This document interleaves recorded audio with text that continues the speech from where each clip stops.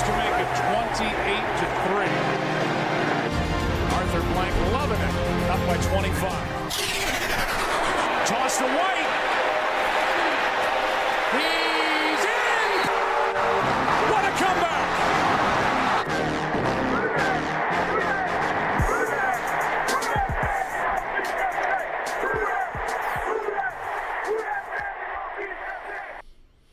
All right, welcome to another episode of the 28-3 podcast. I'm Max. I'm here with Nick today. Corey's still in Greece. He'll be back next week. Corey, we miss you. So on today's episode, we're going to do a little State of the Saints address. We'll talk about a few topics and give our thoughts on things moving into the offseason as we are getting closer and closer each day. I know the first thing we want to talk about is Derek Carr's contract, kind of where it stands with the rest of the quarterback contracts in the NFL, and I guess just give a better breakdown of how it shapes up. So, Nick, why don't you go ahead and take it away? Yeah, I think the reason we wanted to do this kind of special episode is there's been a few very big topics all year for Saints fans. One being DA, obviously. You can put Carmichael in that bucket or his own bucket because for the first half of the season, he was a huge target. Carr's been a huge target, and Olave on both sides of the fence has been a huge target. So I think there's four main things we want to talk about and how this looks going forward and where we're sitting today with still a chance to make the playoffs. Probably underperformed, I think, in most of our minds across the board. But with Carr specifically, I think it's important for us to understand exactly where he stands kind of in the hierarchy because there's been so much said about the size of the contract and things like that. It's a $150 million deal. It was 4 years. That's $37.5 average year. Basically, Loomis gave the Saints a out after year 2, assuming we don't restructure him. But Max will get into that. That's almost inevitable, unfortunately, because of our salary cap situation. We're boxed in, and we're probably going to have to restructure him, which may commit us to a third year at least. But as it stands, based on average contract, he was paid, and he signed this year. Most of these guys did not. He was the 13th highest paid quarterback in the league, signing his contract this year, meaning that's the highest your contract average will ever be is the year you sign it because the salary cap goes up, which it did this year. I think it's over $240 million projected. Max can probably tell you for sure. So as that goes up, the percentage you spend on a quarterback goes up. So every year, even for the mid-level guys, that number goes up.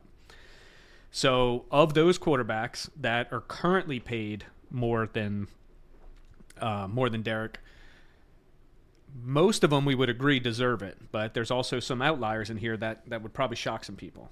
You've got Mahomes, Burrow, Herbert, Lamar Jackson, Josh Allen, Jalen Hurts, Dak, Stafford, Rodgers. I think pretty universally everyone believes should be making significantly more than Derek Carr, and they are.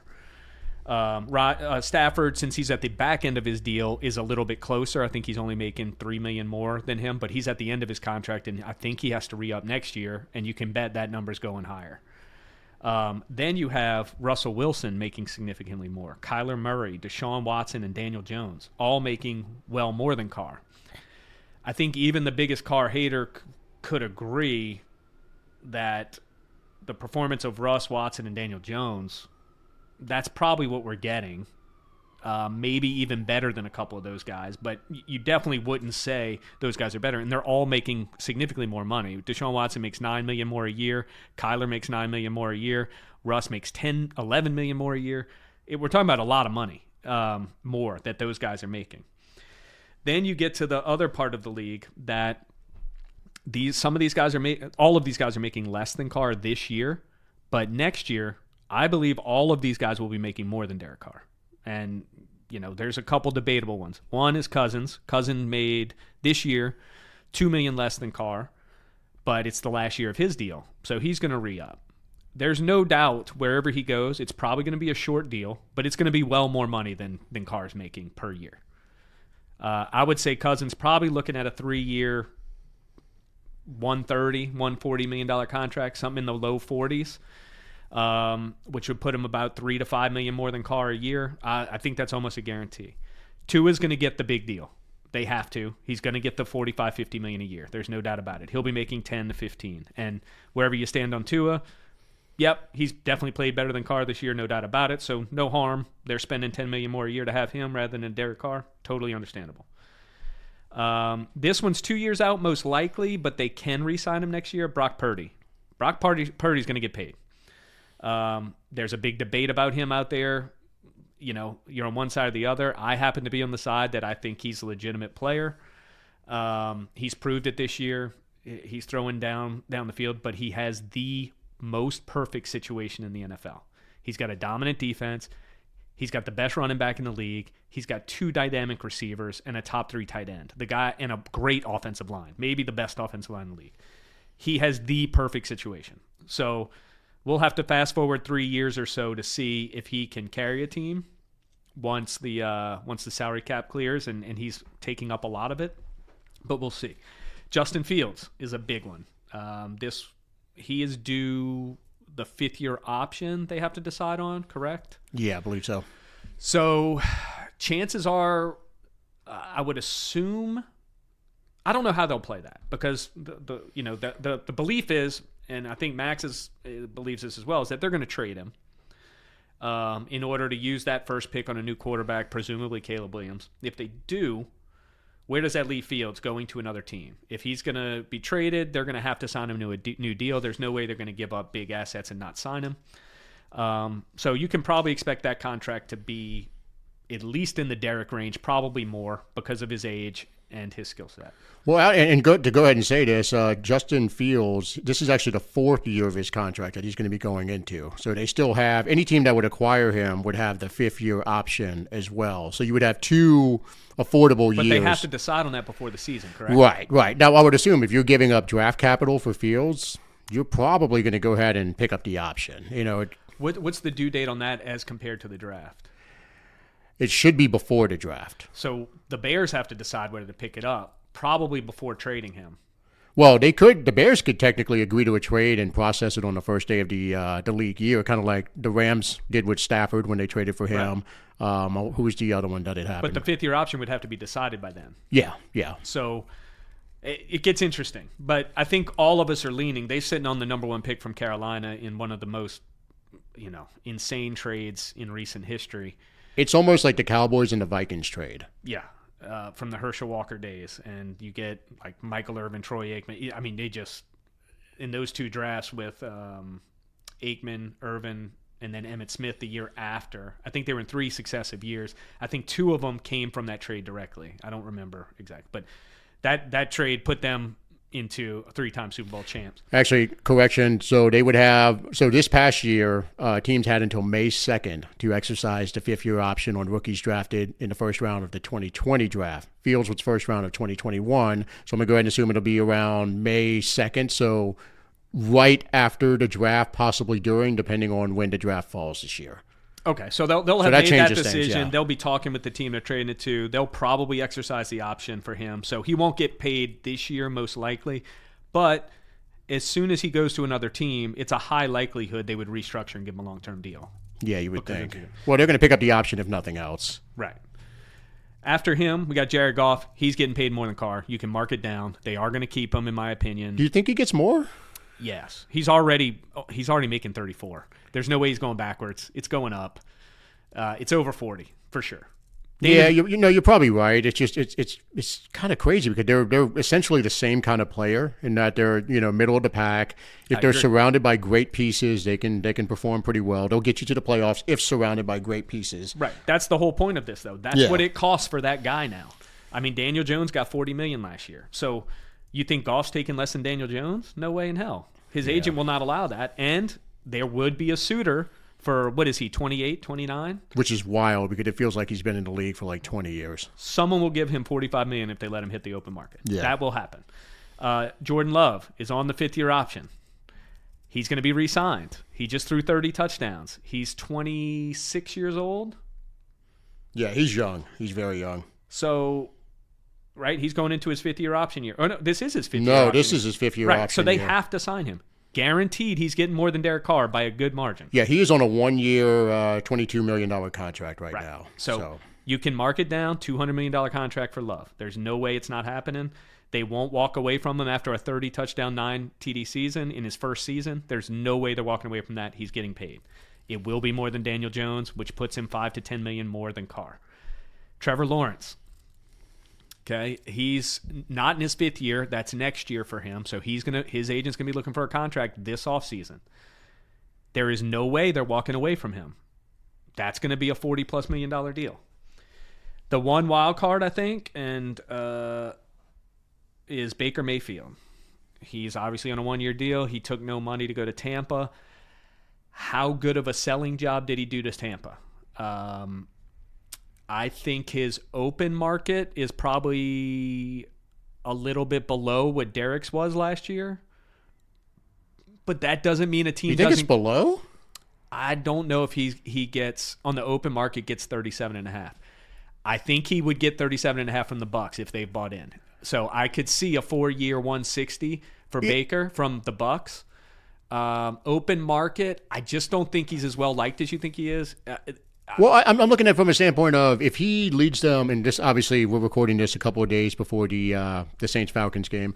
If he leads the Bucs to a division title and they go to the playoffs, I mean, God, you got to think it's worth more than the guy who was sent home, Russell Wilson style. He was, the first one to be sent home because the team didn't want to have to be on the hook for the injury guarantee. So my opinion in that is I would wager pretty heavily that those two guys hit in the open market, that Russ gets more money than Baker. That's my opinion. Oh, Russ will, I think, yeah. But I'm just wondering if he gets more than Carr. More than 37. It's going to be it's close. I don't know. I think it's a similar story, except he's on the uptick, whereas Carr was on the downtick. Right, 5 years younger, so. But way more baggage, way less liked, I think. But I'm talking about by managements across the league. I'm not talking about people or play or anything. I'm just saying no one wanted him this year. Let's not forget that. No one wanted him. He had to take a minimum deal just for a chance to start. No one was offering him a starting job. So did he do enough this year to launch into like, hey, I think we can win with Baker? Or is he that veteran you bring in and you draft somebody? I don't know. It's a wide open. I think his best chance is Tampa being like, you know what? That went well. And we're gonna commit to him for 3 to 4 years and see what we have. And like a similar contract Carr, where after 2 years they could get out. I could see that 100%. Yeah, I think that's where it goes. I think there's no way he signs with anyone other than Tampa. For all accounts, it seems like it was a good fit. So what the basis of this is to show you where we've paid Derek Carr, because everyone's pissed about the money, and I get it. But after this offseason, if Baker makes more than Carr, if he goes $38 million a year instead of $37.5, Carr would be the 22nd highest paid quarterback in the league. That is not a bad contract, guys. It's not. It is what you are getting for that price. So it is a lot of money. I totally get it. That's what it costs to have any quarterback now. It's a shame that the quarterbacks get that much more than everybody else. It is what it is. They get that portion of the cap. Carr next year at the 37.5 average would only make up roughly 1/8 of our cap.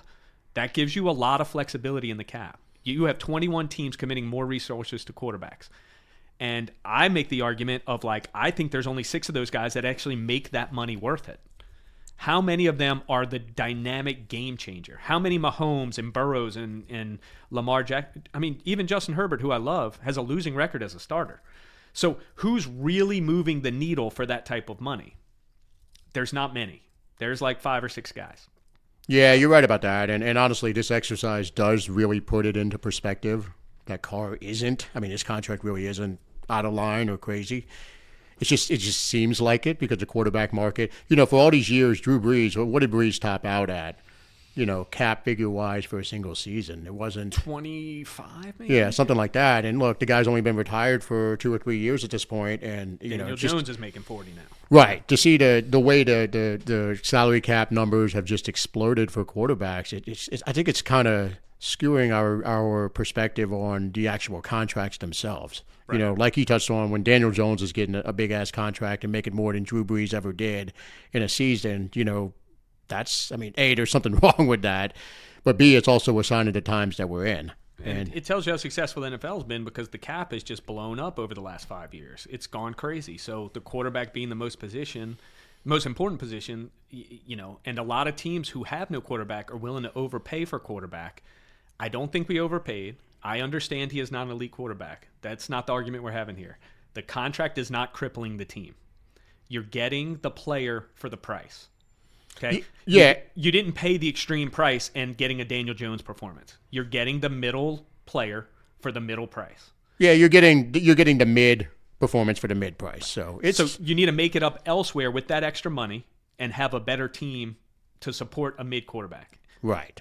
Well, the problem with that though is we can't make up for it elsewhere because we are just our salary cap is just, for lack of a better word, it's fucked right now. And, so talk about that in relation to Carr, since you've looked at it pretty heavily. What my biggest when you and I talked about Carr, the thing I like the most is we had an aging roster. We go get the best option we had, and I don't care what anyone says. That year, Carr was the best option. Yeah, he was. We went all in for Deshaun Watson. We didn't get him, thank God, because that's a horrendous contract. That's the worst contract in NFL history. And we were about to deal that out, and we avoided that. We went after Carr. It's give DeMario and Cam and Ramczyk and all these guys who have been loyal Saints, give them one more chance with the best option we could get them. Look, it hasn't worked out the way we hoped, but you didn't cripple the franchise either with the cap because we had a 2-year out. That was my favorite part about the contract, 2-year out. Now explain why now we might not have the 2-year out. Right, and that's the biggest thing. Right now we're in a good position with the contract, but realistically in about 2 or 3 months we're going to be in a bad spot with it because they probably will go ahead and renegotiate the contract. I'm looking at the cap figures for some of our guys right now, and like Cam Jordan next year has a $23 million cap figure, which is outrageous for the level of performance you're getting this year. And you can't, a lot of these contracts, you can't really do anything with them. Like Cam signed his extension. He would have $36 million in dead cap if we were to cut him this offseason. Talking about Ryan Ramczyk, we touched on his health issues and how, He did play okay this year, though. Right. I think we can all agree that Cam is still a good player. But to expect him to have 12, 13 sacks is unrealistic. Well, I was talking about Ram. Okay. Well, I mean, look, honestly, it's the same boat. I mean, Ramczyk, relative to the rest of the offensive line, has been an absolute stud this year. But, he's $27 million cap figure right now. $32 million in dead money if you were to cut him. And, look, there's no guarantee he plays next year. I have this, and obviously this is unconfirmed, and this is just more of a feeling of what I have on it. I think the guy's going to retire within the next, maybe in 2 or 3 months, maybe in a year. This guy is not going to be playing in 2 or 3 years. So, hopefully maybe they can talk to him and have him do what Drew Brees did. And when Brees decided he was going to retire, he went ahead and renegotiated his contract, got it down to the league minimum, just so we would have some relief on the cap. So hopefully guys like Ramczyk and Cam Jordan, where the near is closer than we thought it would be, hopefully those guys can do us a solid on something like that. Because if not, man, it's tough. Alvin Kamara, cap figure 18 mil this year, dead money 17. He's basically untouchable this offseason. And I think we can all agree that while he's still a really good player, he's not running back. $18 million He's not an $18 million running back. And honestly, there's really not any $18 million running backs other than McCaffrey. I can't think of anyone else that I would even consider giving that contract to. You and I were on the same page in saying we didn't like the extension to Kamara. As much as we love Kamara, and he's one of my favorite Saints ever, the running back position, they should be drafting a running back in the mid to late rounds every single year. And when it comes time, someone shows out and they earn that big contract, that's when you trade them.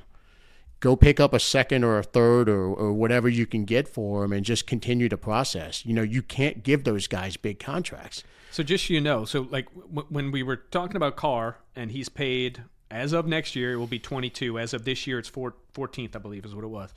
Alvin Kamara is the second highest paid running back in the NFL and has been for 3 straight years. And I absolutely love the guy too, but he is not earning that contract. Cam's 2 sacks this year is not earning the contract. You're overpaying for the production.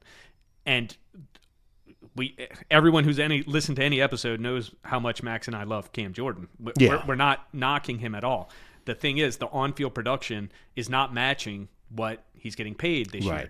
And the same for AK, who, again, we love him, but he's making more than the young, than Jonathan Taylor, Nick Chubb, Derek Henry, Saquon Barkley, all the younger guys. Not Henry, but all the younger guys, new contracts are less than what we gave Kamara 4 years ago or 3 years ago. So that's a rough contract if you're looking at what we're paying people. Who's another one? Let's look at McCoy and Ruiz. Where are their contracts? Well, Ruiz, there's somewhat of an out with him pretty soon. It looks like they built in some protection on his contract. And that's another thing to touch on. It's like you and I have been very vocal about saying, we want DeMario Davis, we want Cam Jordan to retire as Saints. I'd love AK too. I would love for AK too. Now, under the current setup, there's simply no way that can happen unless something gets renegotiated. But, some of these guys, and then you read on social media or message boards and all of that, and people are like, well, we can just trade so-and-so. It's not how it works. Right. And it's like the most irritating one is I see people say, well, we can just trade Derek Carr. First of all, Derek Carr has a no-trade clause in his contract. So unless it's a similar situation to what it was with the Raiders, where he is going to dictate where he goes if he goes anywhere else. So that one's off the board. So anyone who's saying trade Derek Carr to get cap space, forget about it. Not going to happen.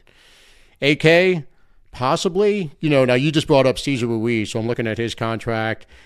If you were to trade Cesar Ruiz in the 2024 offseason, it would be $6 million in dead cap, $4.85 million in cap savings. So actually not one of the worst contracts. This year or next year? In 2024. Before 2024 or after 2024? During the 2024 offseason, right now. Basically when we get to the offseason. That's what I was asking. Yeah. It's more palatable to 2025 because at that point the dead money is only 4.5 and you would get 6.1 in cap savings. So you're actually not upside down on Ruiz after this year. And he's going to be here next year. I'm not suggesting it because we can't just put 5 new offensive linemen out there, and there's going to be changes there. So he's going to be here. So is McCoy. Yeah, Ramchek's the only one that's in question. And the only reason I bring up Cesar Ruiz and I guess McCoy at this point too is if, you're looking at doing a full-on cap reset and getting everything in order and you want to kind of start to get some of the bad contracts off the books. Those are some of the guys you would start to look at just from their performance not matching what they were given contract-wise. Because they were paid as if they were Pro Bowl level players, both of them. They ranked in the top 10 the year they signed in the league, both of them, for center and guard. So those were overpays. Right. Well, the whole offensive line at this point, the contracts look awful. Now, if you're looking at McCoy's contract, you can get out of that right now. They could say, this year would be 12.8 in dead money, 900 in savings, so you're upside down there. Actually, but if you do the post June 1st, yeah, see, they could cut bait with McCoy right now if they wanted to. They won't. Again, we're not saying they should, because McCoy probably, with Ramchek's situation, McCoy's your best offensive lineman right now, and obviously we need to be fortifying that position, not trying to look to get away from him. One name I think that does make sense, Marshawn Lattimore. From an injury perspective and just what he's getting paid, and just if you really do want to get some assets to go up and get a quarterback in the next year or two. I don't think it's going to happen this year. I'll go ahead and say that. I think the move in this year's draft, you and I have talked about it, offensive linemen, we need to get as many as we can. We need to beef up the line with some young talent. But if for whatever reason you were looking to make a move up, Lattimore is the player. Lattimore and Olave. I'm going to get crucified for this, but those are the two that in the next year or two, you have the most value. That's if you're hard resetting, yes. If you're hard resetting. Now, Lattimore, I agree with you, but I would also add that it's an injury move. He's actually played to the level of his contract, but keeps getting hurt. Right. And look, our depth at that position is amazing Right. And you're going to have to sign a Debo. Right. So you have to, and I don't want to read too much into it and say it hasn't mattered from a pass defense perspective, because it has, because when we played the good quarterbacks, they carved up our secondary. Stafford crushed us. Goff in the first half especially crushed us. So I don't want to say we've looked the same, because if we're being honest about it, we haven't. We've just played a couple bad teams where they've looked really great, and then they shut down Baker, who's played better this year, but they shut him down pretty bad. But the fact is, Adebo's going to make significantly less than Lattimore, because his resume isn't what Lattimore's were when we signed him. He's not a 4-time Pro Bowler like Lattimore, and Lattimore makes almost $20 million a year. So it makes sense to trade. And if you could get anything close to, you won't get a Jalen Ramsey trade, but you could get a 1 and a 3 almost guaranteed, I would think, for a contender. Because now he's actually not one of the highest paid corners, even at that number. There's 6 or 7 guys who've passed him up, some by a lot. So I could see that move making sense in order to sign a Debo, who is younger, and I know he was injured a little bit last year, but relatively not injury prone so far.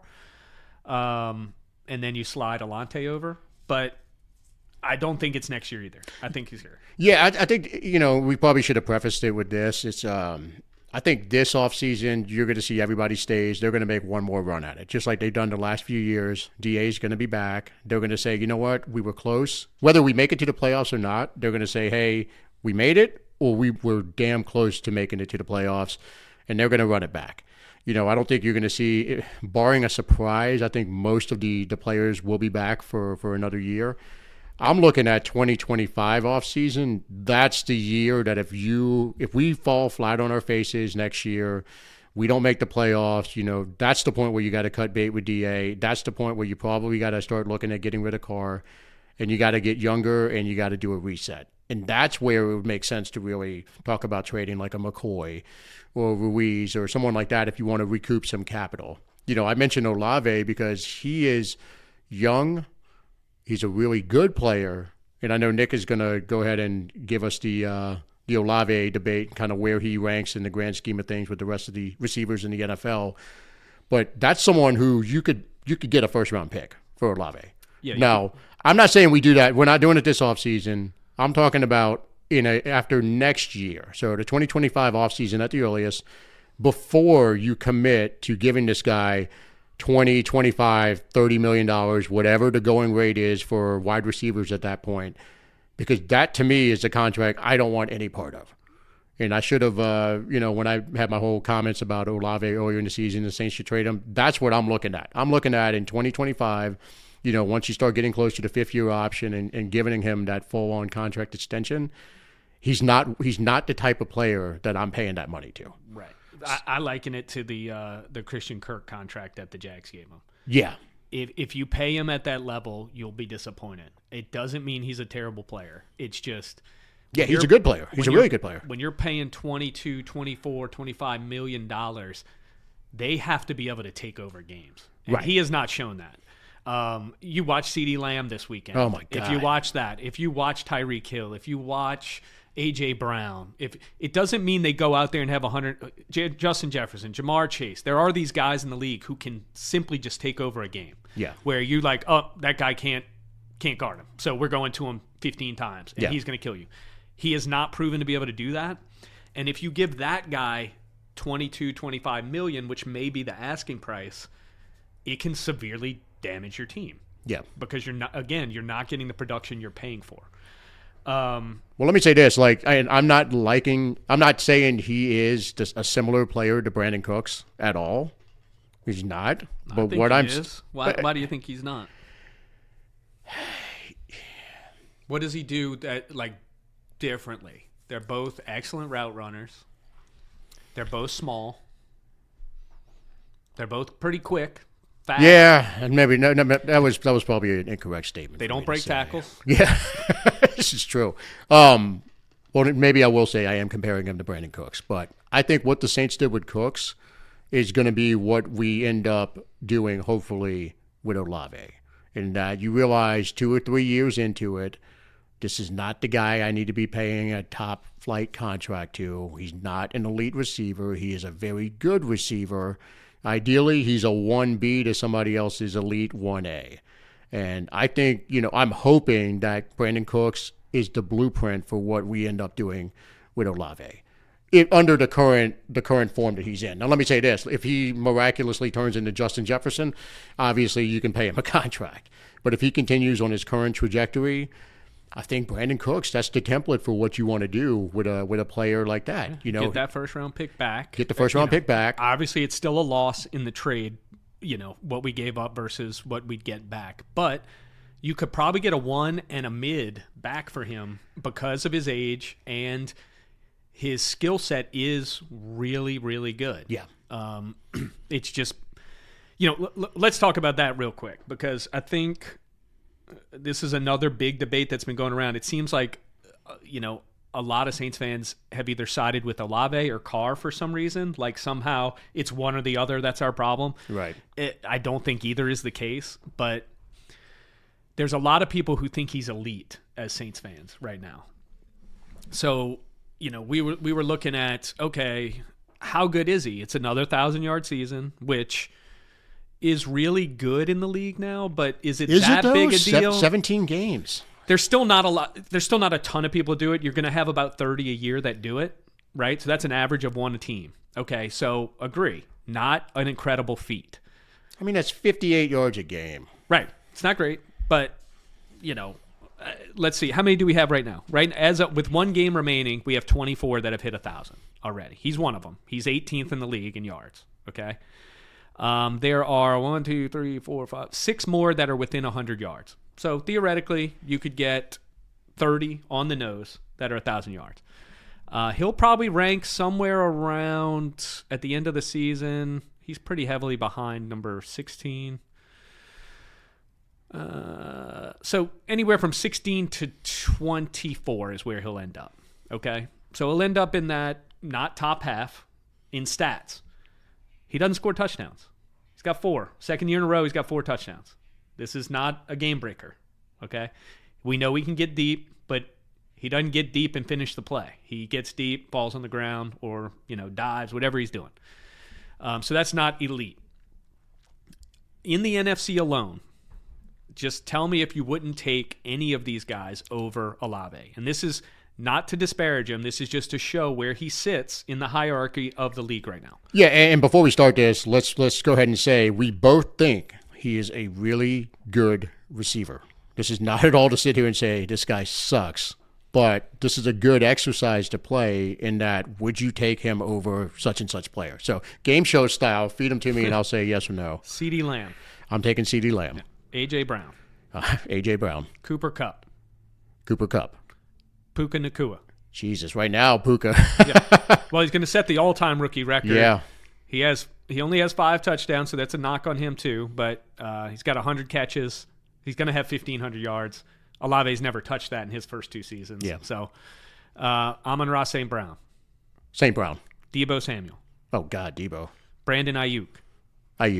DJ Moore. Yeah. Mike Evans. Oh, I mean, Mike Evans, first ballot Hall of Fame, absolutely. He's 13 touchdowns this year. Yeah, leading the league, I think, or second in the league. DK Metcalf. Yeah. This is where we're going to start getting a little closer to where we're at. Devonta Smith. Ooh. I'm going to say Devonta Smith because he's tough as nails. That one gets close. It gets close. Keep in mind, they're both slim, right, rail thin players, but Devontae is one of the toughest motherfuckers in the league. And he was a higher draft pick too. Let's not forget that. Yeah, 6th pick, I believe. And he's got he's averaged over 80 catches and 1,000 yards and 7 touchdowns a year. So his production. I'm taking Devontae.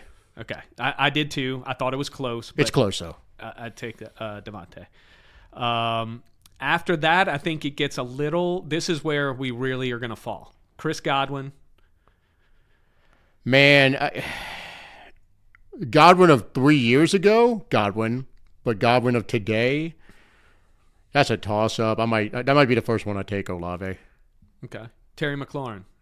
Olave.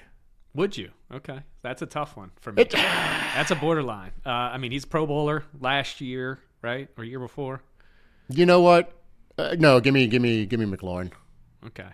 I didn't even mention him because he's been injured, but Justin Jefferson. Oh, well, Jesus Christ. Easy come on. money. Then you get into like, after that, and this is where I think Olave is ahead of these guys. This is the Drake Londons. Oh, Olave. Yeah. Jordan Addison, great rookie year. Finishes long catches, has 9 touchdowns this year. I'm taking Addison. See, that's where we're at, guys. That's the 15th guy in the NFC. Okay? Jesus Christ. So when you start thinking about that, we slammed. Wait a minute. Did you only do NFC guys? That was just NFC. I didn't even get into the Holy AFC. shit. And that was 15th right there with Jordan Addison. So even if you disagree on a couple of those, there were 12 slam dunks where Max and I didn't hesitate just in the conference. Then you get into the AFC because we didn't count any of these guys. Oh, my God. I didn't even think about that. Okay, where we at? Tyreek Hill, Amari Cooper, Keenan Allen, Jamar Chase, Michael Pittman, Nico Collins, Devontae Adams, Stephon Diggs, Jalen Waddle, Garrett Wilson, his Ohio State teammate. Watch Garrett Wilson play. Look, It's it's Apple. different. It's amazing because they're similar size. Garrett Wilson Is a dog. Yeah, he is. He is. And look, he's been with Zach Wilson and what's the other guy? Oh, Jesus Christ. And he has over 1,010 touchdowns. Okay? So, and we're not even going down the list in the AFC. I was just making a point on, then you get into Christian Kirk, Calvin Ridley, all these other, players. I'm taking him over Kirk. I am too, especially at 20-something million. But then you got rookie Zay Flowers, and you've got... I'm taking Flowers over him. Cortland Sutton, 10 touchdowns this year. That's where we're finally into it's really, really debatable stretch. Tank Dell, 10 touchdowns in his rookie season before getting hurt. But just for example. Jesus Christ. So you're easily 22 to 24 players before you even think about putting them in the conversation. So, just understand, if you think he's elite, you haven't looked at what elite is. Right? He's very good, and we like him, and where he was drafted, I still say it was a good pick where he was drafted. I do think we gave up too much capital to get there, to that pick. That's not his fault. He can only perform as one pick. It has nothing to do with him. That's front office. I think he is performing at his pick spot.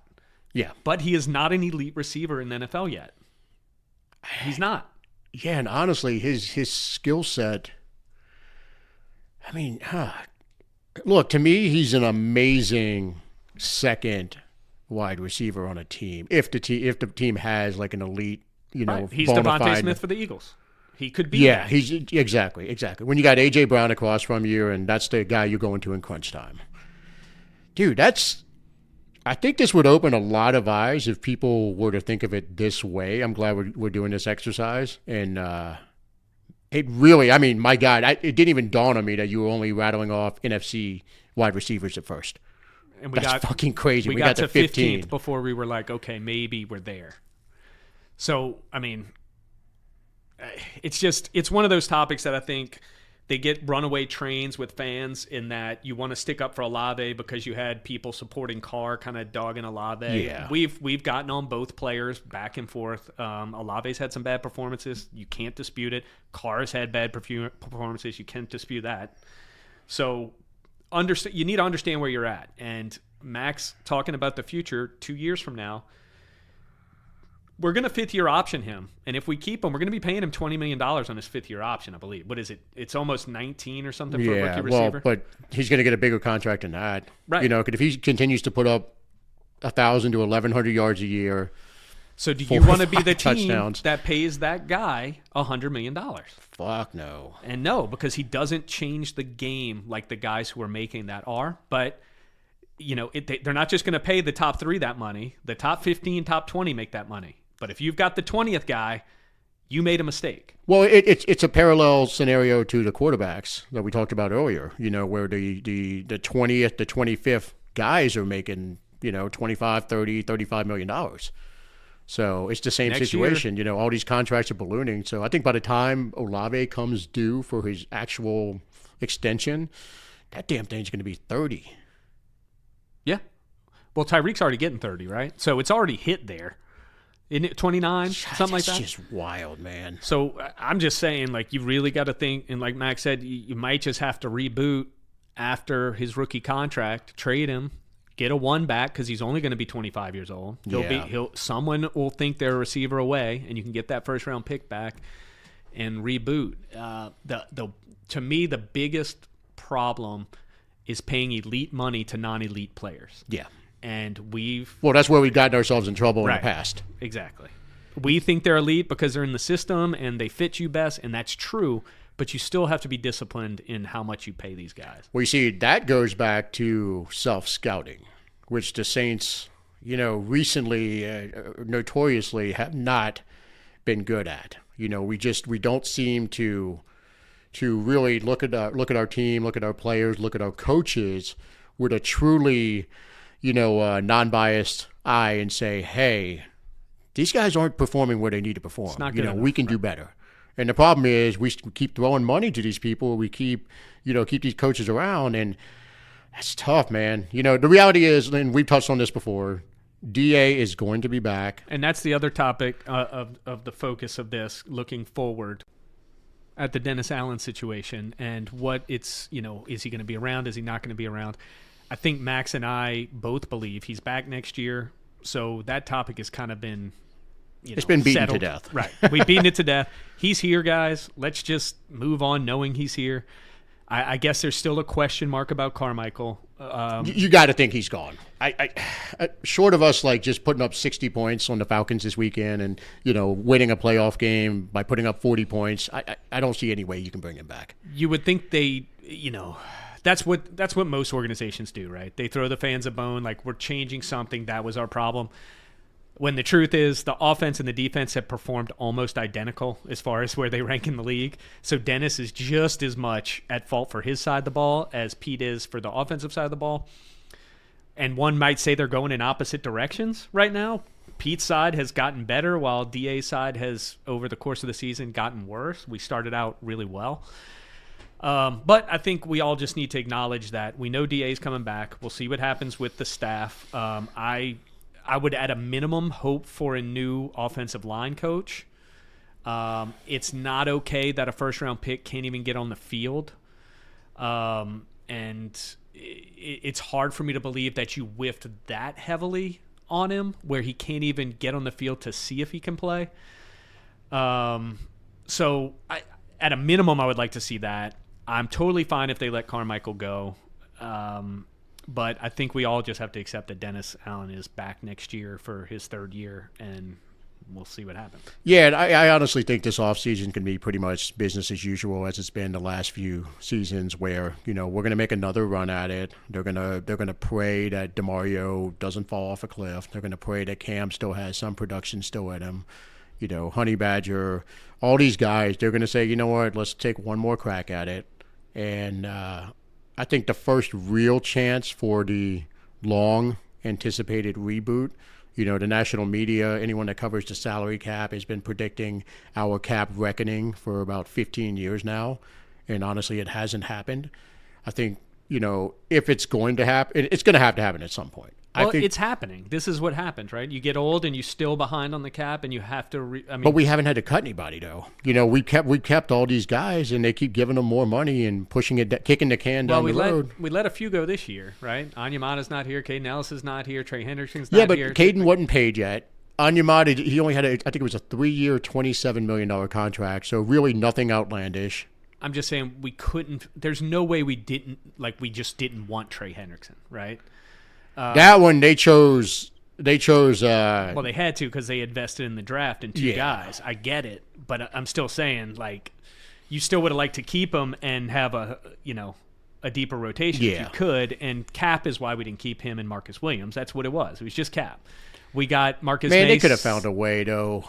The way they move shit around. I'm not saying that, they should have found a way, but. He's all pro again this year, 17 sacks, and that's one of the most colossal. It's huge for nothing. You got nothing in return. Well, look again, self-scouting.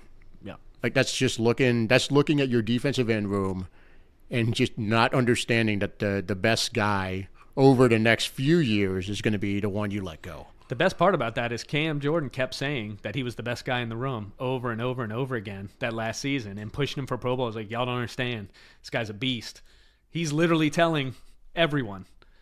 And he still pumps him. Every time he does something for the Bengals, he's posting something and talking about it. Yeah. It's a shame. But the coaching staff, for whatever reason, just decided not to see it, and colossal mistake. I think the biggest thing, though, nothing substantial is going to happen. I know people are pining for a quarterback. Jaden Daniels is the hot name right now that everybody in New Orleans wants for the Saints to draft. It would be an amazing story. I don't see any way he makes it to wherever we pick. And even if he did, dude, I could see the Saints passing on him. You know what I mean? Like, they're going to take this approach of, hey, we were real close. Either we made it to the playoffs or we almost made it. We only need one or two more players. Let's beef up the offensive line, or let's get another, skill position player. They would not pick a quarterback this year, I don't think. There's no way DA wants to be – he's got to understand this is going into his third year. The likelihood of coming back for a fourth year if they don't win is pretty slim. DA does not want a quarterback. Yeah. I can tell you that. Because he's riding with Carr. Well, he has to. Carr's here, so you get no help out of your first-round pick. He's not going to want that because he's fighting for a job. Why would he want that? Exactly. So, to me, offensive line, you and I have touched on it a bunch. Offensive line makes the most sense. It's where we need the most help. Yeah. Now, I will say if, who knows what that DA, Ireland Loomis situation is as far as the team.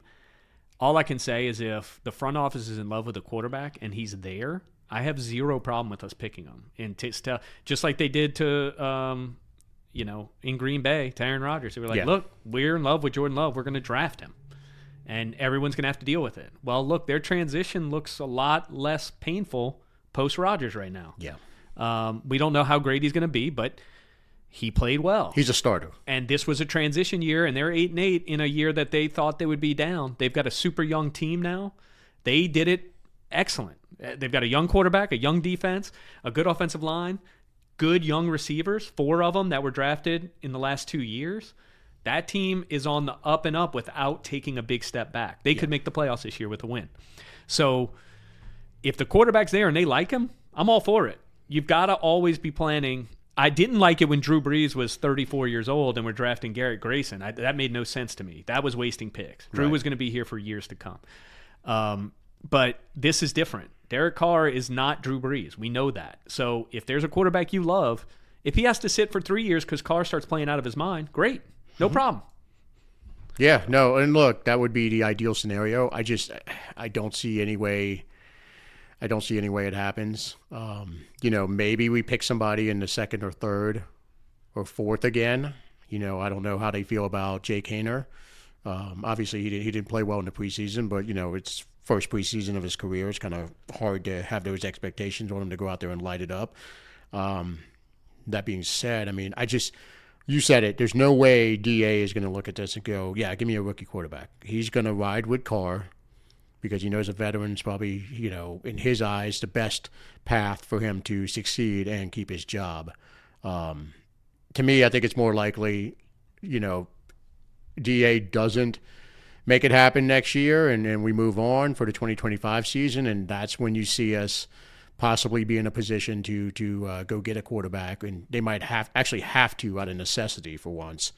That quarterback year, right now, you probably Quinn Ewers. You got to think he's going back after the way the game went on Monday. J.J. McCarthy. I think it depends on how they do next Monday in the national title game. There's a scenario where you could see those two guys and Shadir Sanders as your top guys going into the year for the draft. Whether any of them's elite, we'll see what happens. But I don't think anything happens with quarterback this year. I think it's a 2025 scenario or situation. Most likely. Unless, like I said, they're in love with someone and somehow he magically falls to us. I don't think we're making a move for a quarterback for sure. Yeah, and look, you and I have talked about it. I think our ideal scenario for the draft would be to load up on as many picks as possible and start bringing in some young, cheap talent. It's a philosophy that the Saints have always shied away from. They've always gone with hey, let's go ahead. The less is more. Like, let's trade up and go get our guy and burn future capital. And that, like it has always driven me crazy as a big draft fan. Like I would love to have 10, 11, 12 picks, a bunch of day 2 and day 3 picks and just be loading up, and it like if I were going to do a reset, let's just say for argument's sake, DA comes back 2024, the team misses the playoffs again. I think at that point, Kamara, Cam Jordan, DeMario, all those guys are a year older. Contracts you can't keep them at those contracts. That's the year where I'm starting to trade off assets. Like I'm loading up on mid-round picks, as much as possible. Obviously, you'd like to keep the true young core of your team intact, so you could do a softer rebuild, like the Packers did that you just outlined. Obviously that's the ideal, but sometimes that's not always possible. We have to get the cap reset. You got to think at some point Loomis is going to want to step down. I mean, there's rumors floating around that if the Broncos GM gets fired, then Peyton would go ahead and pull Ireland over there to be the GM. So that takes away that one of the quote unquote successors in-house. That would suck for us. That would suck, I think. I mean, would it? We haven't drafted well lately. That's true.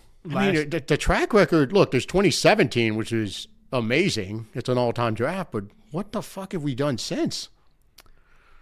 There's been a few, there's some hits in there, but there's some big misses, man. Yeah, but I also, I don't know how. We don't know who's pulling the trigger on. We don't. On things like trading all those picks to get one pick, because originally Ireland early on was a big proponent of not trading up.